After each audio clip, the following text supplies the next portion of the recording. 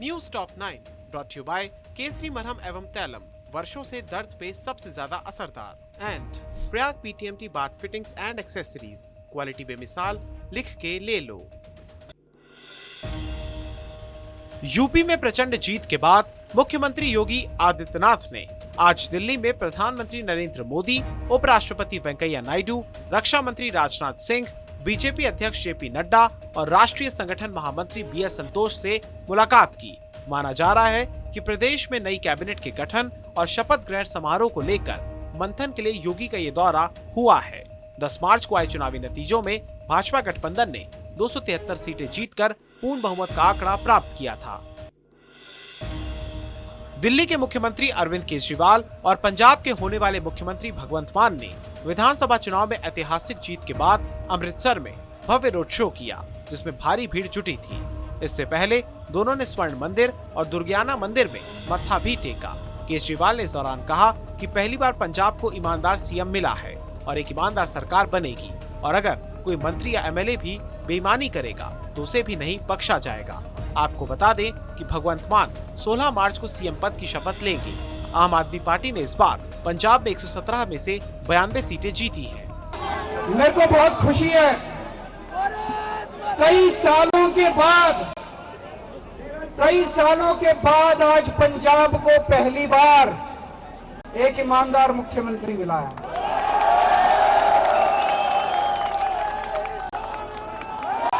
मेरा छोटा भाई भगवंत कट्टर ईमानदार है, ईमानदार सीएम मिला है, ईमानदार सरकार बनेगी। अगर कोई हमारा अपना मंत्री भी, अगर हमारा कोई एमएलए भी अगर इधर उधर करेगा, उसको बख्शेंगे नहीं।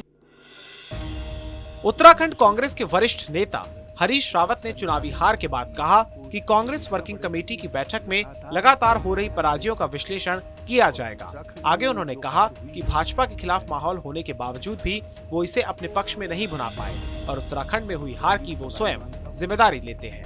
कांग्रेस लीडरशिप ने इस हार को पूरी गंभीरता से लिया है, इसीलिए इतनी जल्दी कांग्रेस कार्य समिति की बैठक बुलाई गई। ये पार्टी की सर्वोच्च बॉडी है, उसमें विश्लेषण होगा और कुछ रास्ता निकालेंगे, क्योंकि ये हमको ये देखना पड़ेगा कि लगातार इस तरीके की हारें क्यों हो रही हैं। और उत्तराखंड में जो हार हुई है, मैं उस हार के लिए अपने को स्वयं भी उत्तरदायी मानता हूँ, और क्योंकि हम एक अच्छे वातावरण को जीत में नहीं बदल पाए, तो हम पार्टी लीडरशिप के सामने इस बात को भी रखेंगे। आरजेडी से राज्यसभा सांसद मनोज झा ने यूपी चुनाव में भाजपा की जीत पर प्रतिक्रिया देते हुए कहा कि सरकार को जन सरोकार के मुद्दों को प्राथमिकता देनी चाहिए। आगे उन्होंने कहा कि केंद्र और राज्य सरकारों के सामने सबसे बड़ी चुनौती बेरोजगारी की है और इस पर चुप्पी तोड़नी चाहिए, अन्यथा जिस दिन वो ज्वालामुखी फटेगा उस दिन बहुत मुश्किल होगी। लोक सरोकार के मुद्दे आपकी प्राथमिकता में होनी चाहिए। कभी ऐसी महामारी ना आए, ईश्वर करे, लेकिन आए तो गंगा और सरयू में वैसे लाशें बहती ना दिखे। बेरोजगारी सबसे बड़ा चैलेंज है राज्य सरकारों की और केंद्र की सरकार की, जिस पर अब तक हमने चुप्पी देखी है, और ये चुप्पी अच्छी नहीं है, चाहे आप चुनाव जीत जाए, क्योंकि अंततः किसी दिन जब ये ज्वालामुखी फटेगा ना, तो वो बड़ी मुश्किल होगी सबके लिए पॉलिटिकल एस्टैब्लिशमेंट के लिए।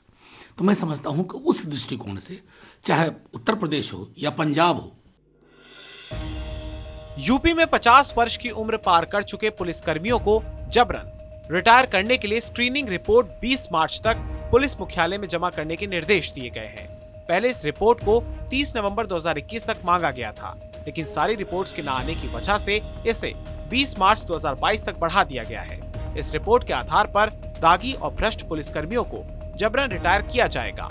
50 के पार के पुलिसकर्मियों की स्क्रीनिंग में उनकी एसीआर यानी एनुअल कॉन्फिडेंशियल रिपोर्ट की महत्वपूर्ण भूमिका होगी।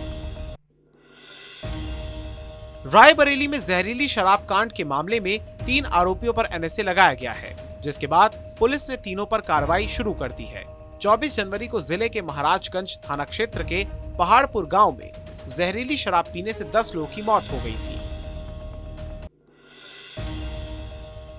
हरदोई में पुलिस ने 2 गौ तस्करों को गिरफ्तार किया है, जबकि इनके अन्य साथी फरार हो गए हैं। गिरफ्तार किए गए तस्करों के पास से 45 पशुओं को बरामद भी किया गया है। दोनों तस्कर अपने साथियों संग स्थानीय लोगों की मदद से गौ तस्करी कर अन्य राज्यों में भेजते थे। चित्रकूट में 4 दिन पहले लापता हुए एक बच्चे का शव कई टुकड़ों में मिलने से हड़कंप मच गया है। 9 साल का कन्हैया 8 मार्च से गायब था, जिसका शव पड़ोसी के घर में अनाज के डब्बे में बंद मिला। इस घटना के बाद से आक्रोशित लोगों ने विरोध कर यातायात को बाधित कर दिया।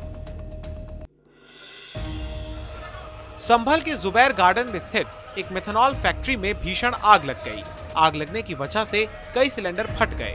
दमकल की गाड़ियों ने कड़ी मशक्कत के बाद आग पर काबू पा लिया है, लेकिन आग लगने की वजहों की तलाश की जा रही है। किसी भी प्रकार की जनहानि नहीं हुई है।